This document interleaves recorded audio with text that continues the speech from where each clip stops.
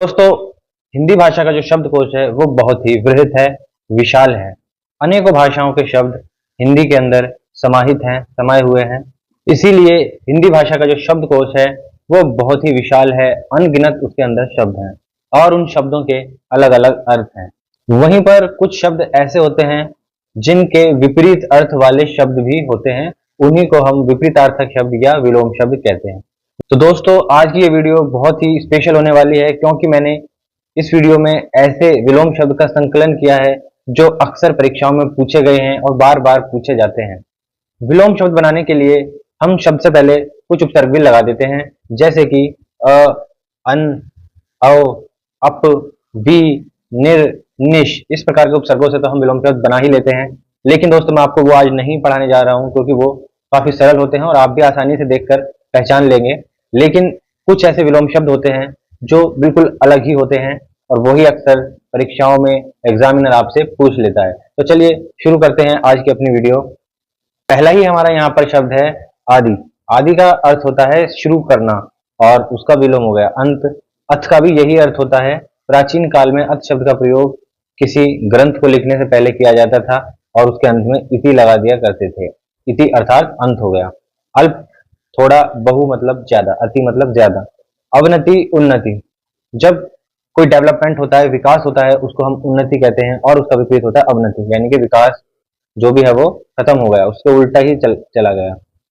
अपेक्षा करना, किसी से कोई उम्मीद करना, उपेक्षा करना, ना उम्मीदी। अग्रज, अनुज। देखिए यहाँ पर ये जा जो आपको प्रत्यय नजर आ रहा है, इस जा का अर्थ होता है जन्मा, निकला हुआ। अग्र मतलब पहले और अनु मतलब बाद में। तो जो पहले पैदा हुआ अर्थात बड़ा भाई। अग्रज मतलब बड़ा भाई, अनुज मतलब छोटा भाई। अज्ञ और विज्ञ। ज्ञ का जो शाब्दिक अर्थ होता है, ज्ञ का अर्थ होता है ज्ञान। तो अज्ञ मतलब जिसको ज्ञान ना हो, अज्ञ, और विज्ञ जिसको ज्ञान हो यानी ज्ञानी हो जो। अमृत और सुधा आप जानते हैं, अमृत और सुधा का विपरीत होता है विष या गरल, या इसको हलाहल भी बोल देते हैं। अनुग्रह अर्थात किसी पर दया करना। विग्रह मतलब किसी को दूर करना, अलग करना, इसका विपरीत। अतिथि कहते हैं हम मेहमान को, हमारे घर आता है उसको अतिथि कहा जाता है। और आतिथेय कहते हैं मेजबान को, जिसके यहाँ मेहमान बनकर जाते हैं।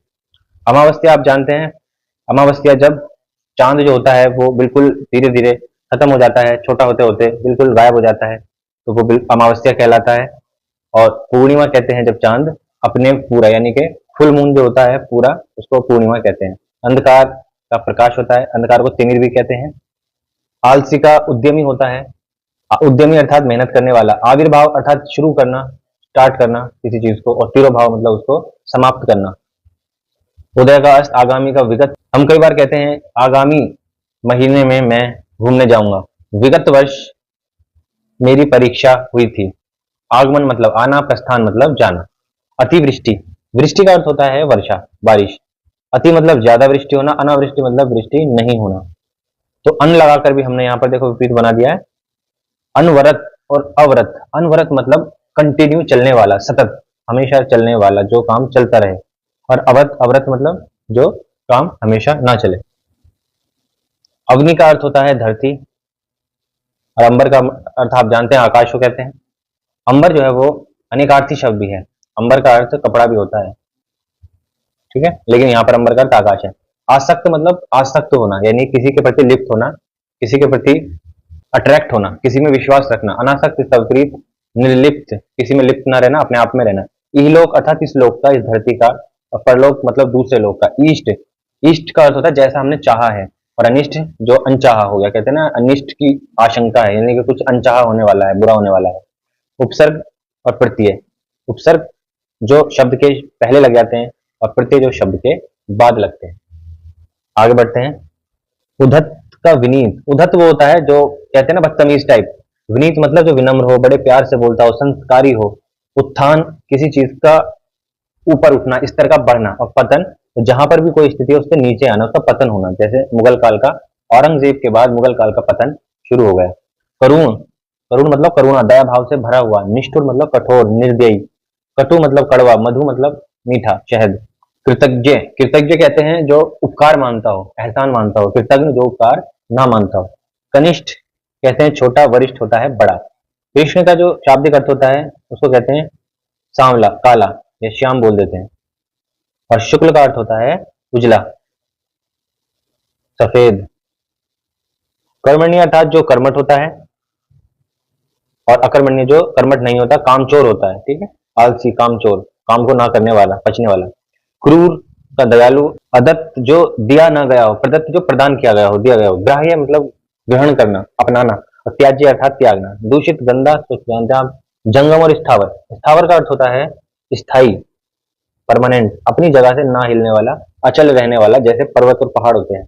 जंगम जो इधर उधर चल फिर सकते हैं, जिसमें हलचल हो सकती है, इधर उधर आने जाने वाला। ज्वार और भाटा। आपने देखा होगा समुद्र में लहरें उठती हैं जो तट तक जाती हैं, जो ऊपर लहर उठती है वो ज्वार होती है, और जो नीचे को लहर जाती है फिर वो भाटा कहलाती है। तामसिक का सात्विक। ध्वंस का निर्माण। नूतन पुरातन, नूतन नया, पुरातन पुराना। याचक याचना करने वाला यानी कि मांगने वाला। दाता देने वाला। निर्मल यानी कि साफ सुथरा। मलिन यानी कि गंदा।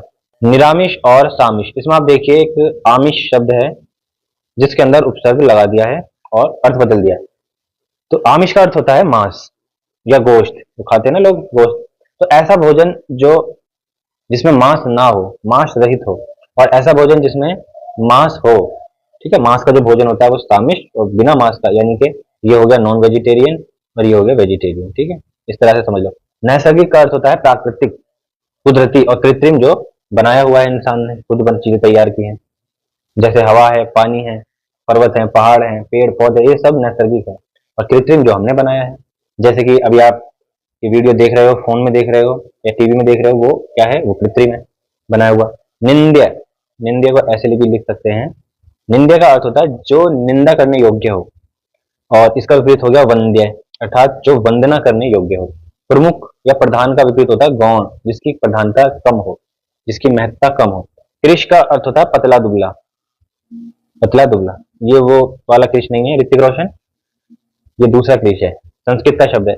और ये जितने भी शब्द दोस्तों आप देख रहे हो, ये ज्यादातर जो शब्द हैं वो संस्कृत के तत्सम शब्द ही हैं, क्योंकि वो थोड़े से कठिन होते हैं, क्योंकि वो प्रचलन में नहीं होते हैं, हम आमतौर पर उनका अपने दैनिक जीवन में प्रयोग नहीं करते हैं, तो इसी वजह से हमें उनके अर्थ से भी थोड़े से अनजान रहते हैं, और एग्जामिनर यही हमें फंसाता है, इसी तरह के शब्द हमें दे देता है। लेकिन अब आपको चिंता करने की जरूरत नहीं है, मैंने वे सभी शब्द इसमें शामिल कर लिए हैं, 120-25 शब्द जो अधिकतर परीक्षाओं में आ सकते हैं और पहले आए हुए हैं। तो हष्ट पुष्ट हो गया, ठीक है। एक शब्द होता है हृष्ट पुष्ट, हम बोलते हैं ना हृष्ट पुष्ट, वो हष्ट पुष्ट बोल देते हैं उसको। देखो हृष्ट ऐसे लिखा जाता है, हृष्ट और पुष्ट, ये पूरा ऐसे बनता है। चलिए आगे बढ़ते हैं। बर्बर, बर्बर का विपरीत हो गया सभ्य। बर्बर मतलब जंगली, उजट, और सभ्य मतलब बिल्कुल सिविलाइज्ड, एकदम तमीजदार। बर्बर मतलब बदतमीज। भौतिक होता है जो इस दुनिया की सारी चीजें हैं वो सारी भौतिक हैं, उनका हम भोग करते हैं। और इसका विपरीत होता है आध्यात्मिक, जिसको हम महसूस करते हैं, भावना को, जैसे प्रेम, ईश्वर, आत्मा, परमात्मा, ये सब आध्यात्मिक में आता है। कोमल, कठोर। लघु, गुरु। विशिष्ट, सामान्य। वृद्धि, ह्रास। ह्रास मतलब वृद्धि मतलब डेवलपमेंट, ऊपर को होना, ह्रास मतलब उसका वृद्धि का अपोजिट। विधवा का सधवा। वक्र का ऋजु। वक्र होता है मुड़ा हुआ, तिरछा, ठीक है, आपने पढ़ा होगा वक्र पृष्ठीय क्षेत्रफल, बेलन का वक्र पृष्ठीय क्षेत्रफल। और ऋजु का अर्थ होता है बिल्कुल सीधा, सपाट, चपटा। सूक्ष्म, छोटा, स्थूल, बड़ा। चींटी जो होती है वो सूक्ष्म होती है, और हाथी जो होता है वो स्थूल होता है, बड़ा होता है।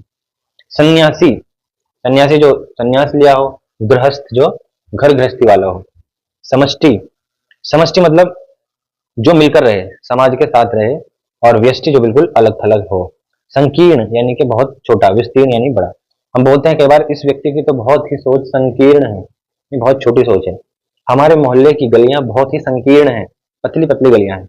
संधि, संधि आपने पढ़ी है, संधि का अर्थ होता है वर्णों का मेल, अर्थात जब हम दो चीजों को आपस में मिला देते हैं तो उसको संधि कहते हैं, और जब उन मिली हुई चीजों को अलग कर देते हैं तो उसको विग्रह कहते हैं। अगर आपने संधि नहीं पढ़ा तो मैंने बहुत ही अच्छी ट्रिक के साथ पढ़ाया है, आप ऊपर आई बटन पर क्लिक करके देख सकते हैं, और डिस्क्रिप्शन बॉक्स में भी आपको उसका लिंक दे दिया जाएगा, वहां जाकर भी आप देख सकते हैं। समास का जो शाब्दिक अर्थ होता है दोस्तों वो होता है छोटा करना। कैसे छोटा करना, जैसे पढ़ने के लिए शाला अर्थात पाठशाला, तो छोटा कर दिया हमने, 4-5 शब्दों का मिला के एक ही शब्द बना दिया। व्यास होता है इसका विपरीत, अर्थात चीजों को फैलाना, चीजों का विस्तार करना। समाज में मैंने बहुत अच्छे तरीके के साथ आपको पढ़ाया है।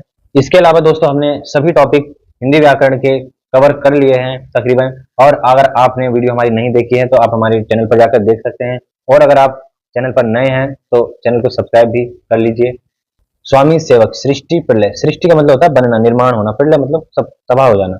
स्वस्थ का रुग्ण होता है, रुग्ण किसे कहते हैं? बीमार को कहते हैं। ये सारे के सारे जो शब्द हैं दोस्तों, ये सारे तत्सम शब्द हैं, इसीलिए ये थोड़े अजीब लग रहे हैं आपको। स्थिर का मतलब स्थिर रहने वाला, जो मैंने बताया था ना, और चंचल मतलब जो, जैसे अभी मैंने पीछे बताया था आपको, जंगम और स्थावर, ये हो गया स्थावर और ये हो गया जंगम, ठीक है। बस ये शब्दों का हेर फेर है, अगर चंचल पूछा जाएगा तो वहां पर स्थिर लिखा मिलेगा, आपको यही लगाना है। स्वार्थ परमार्थ, स्वकीय पकिया, स्वकीय, देखो वो स्त्री जो अपने पुरुष से प्रेम करती हो, अर्थात अपने पति से ही प्रेम करती हो, अपने पति से ही संबंध रखती हो, और परकीय जो पराय पुरुष से संबंध रखती हो, उस स्त्री को परकीय कहते हैं। सचेष्ट और निश्चेष्ट, सचेष्ट मतलब चेष्टा होता है ना, आपने चेष्टा की, चेष्टा मतलब अच्छी चेष्टा, और निश्चेष्टा मतलब बुरी चेष्टा। श्रद्धा, जब हम किसी के प्रति झुकते हैं, किसी को कुछ आदर करते हैं किसी का, तो उसको कहते हैं श्रद्धा भाव। और घृणा ऐसा विपरीत होता है जब घिन करते हैं, दूर भागते हैं। यश मतलब किसी का फेमस होना, उसको कहते हैं यश, फेमस, विख्यात। और अपयश मतलब उसका अ, गलत तरीके से फेमस होना, ठीक है। हास्य, हास्य का होता है रुदन, रुदन मतलब रोना। आगे बढ़ जाते हैं। हर्ष का विषाद, हर्ष मतलब कहते हैं उल्लास को, विषाद यानी शोक। जड़ मतलब निर्जीव, चेतन मतलब जिसमें चेतना हो, जान हो, जीवन हो। कहते हैं ना हम कई बार जड़ बुद्धि है, मतलब बिल्कुल खत्म है, बिल्कुल कुछ नहीं है, निर्जीव है। मूक का वाचाल, बंजर का उपजाऊ, ऊसर का ऊ, ये दोनों एक ही है दोस्तों, बंजर ऊसर का एक ही अर्थ है, और उपजाऊ और उर्वर का भी एक ही अर्थ है। लुप्त और गुप्त को प्रकट, इसका विपरीत हो जाएगा युद्ध का शांति, विधि का निषेध, अभिशाप का वरदान, ठीक है। या आशीर्वाद भी यहाँ पर आप लिख सकते हैं, आशीर्वाद। रक्षक का भक्षक, सेना में जो रक्षक है उसने हमारी खुफिया जानकारी पाकिस्तान को दे दी, वो भक्षक बन गया, ठीक है। जो रक्षक था वो भक्षक बन गया। उषा कहते हैं सुबह सुबह का जो समय होता है, भोर का समय, और संध्या जो साय का समय। उग्र का सौम्य, ओजस्वी निस्तेज, ओजस्वी उसे कहते हैं जिसमें जोश होता है, ताकत होती है, शक्तिमान होता है। और निस्तेज जिसका तेज खत्म हो चुका हो, जो बिल्कुल ही मरगिल्ला हो, एक तरह से जिसमें जान ही ना हो। आहूत और अनाहूत, दोस्तों आपने शादियों में देखे होंगे मेहमान आते हैं तो दो तरह के होते हैं, एक तो आहूत होते हैं जो बुलावे पर आते हैं, और एक अनाहूत होते हैं जो बिन बुलाए आ जाते हैं, बिना ही निमंत्रण के। आवृत्त मतलब जिसकी आवृत्ति हो, रिपीट होने वाला। अनावृत जो रिपीट ना हो। आधुनिक, प्राचीन या पौराणिक, स्वीकार, तिरस्कार, ऋषि का, संसारिक, कल्पना का यथार्थ, संक्षेपण, विस्तारण। संक्षेपण मतलब छोटा करना, विस्तारण मतलब बड़ा करना, बड़ा करके बताना। ऋण यानी उधार होना, और ऋण मतलब उधार चुकाना, ऋण मुक्त होना। बंधन का मोक्ष, सामंजस्य, क्लेश, अर्थात सामंजस्य करना, अर्थात उसके साथ में समायोजन करना, अनुकूलन करना, तालमेल बिठाना। और क्लेश मतलब बिल्कुल विपरीत, एकदम क्लेश करना। सघन, विरल, भीड़ जो होती है वो सघन होती है। जंगल में जो पेड़ होते हैं वो कितने आसपास होते हैं, वो सब सघन होते हैं।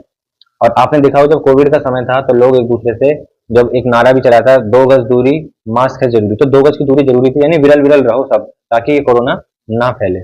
तो सघन का विरल हो जाता है। ऐसे ही जो गैस होती हैं, जो गैस के जो आइटम होते हैं वो सारे कैसे होते हैं? विरल होते हैं, दूर दूर होते हैं। और लेकिन जो सॉलिड होता है, जो ठोस चीजें होती हैं, उनके जो आइटम होते हैं वो पास पास होते हैं, परमाणु, तो वो सघन कहलाते हैं। आगे चलते हैं। व्यक्तिगत, सामाजिक, वार्धक्य, यौवन। देखो वार्धक्य कहते हैं बुढ़ापा को, बुढ़ापा जो होता है वृद्ध से बना है वार्धक्य। बुढ़ापा का यौवन हो जाएगा। संपन्न का विपन्न, विपन्न संपन्न होना मतलब सब कुछ होना, साधन होना, सब कुछ, खुशहाली, सारी चीजें हैं, एंजॉय चल रहा है लाइफ में, संपन्न है, साधन संपन्न। विपन्न का अर्थ होता है बिल्कुल दरिद्र, गरीब, खाना खराब, बिल्कुल बेड़ा गर्क, तो ये विपन्न हो गया। मानव का दैत्य हो गया। उत्कृष्ट, निकृष्ट, उत्कृष्ट मतलब अच्छा, बेहतर, बेहतरीन, निकृष्ट मतलब बिल्कुल निचले स्तर का। उन्मूलन मतलब उखाड़ना, ठीक है।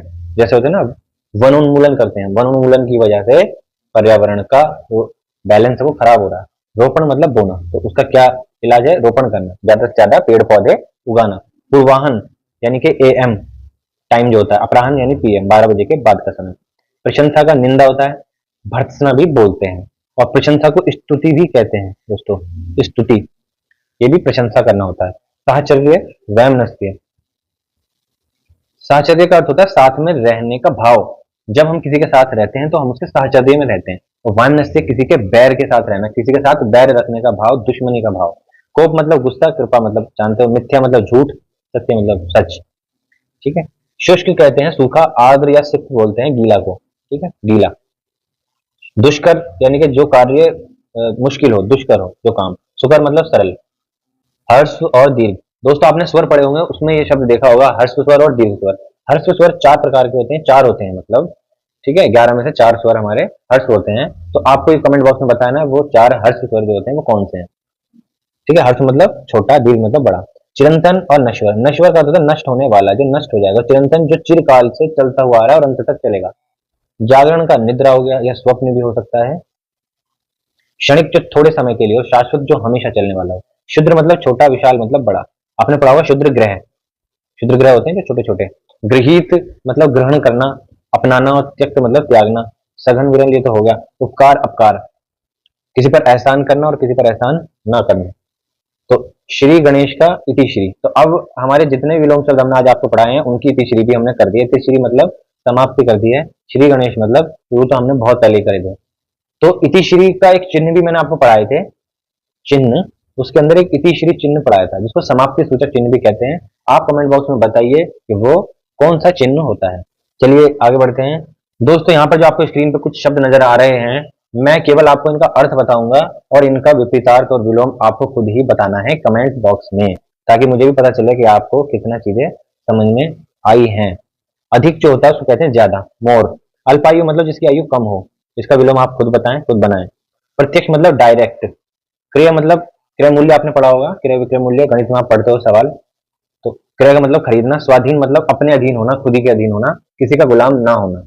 आकर्षण मतलब ये आप जानते ही हैं। मितव्यय, मितव्यय कहते हैं कंजूसी को, और मितव्ययी कहते हैं कंजूस व्यक्ति को। ठीक है, थोड़ा सा अंतर है। ये थी आज की हमारी पूरी वीडियो। उम्मीद है आपको सारी चीजें अच्छे से समझ आई होंगी, सारे अर्थ समझ में आ गए होंगे। तो दोस्तों अगर आपको आज की मेरी वीडियो अच्छी लगी हो, मेरी वीडियो को लाइक करें, शेयर करें और चैनल को सब्सक्राइब करना ना भूलें। मिलते हैं आपसे जल्द ही एक और मजेदार नई वीडियो के साथ। जय हिंद।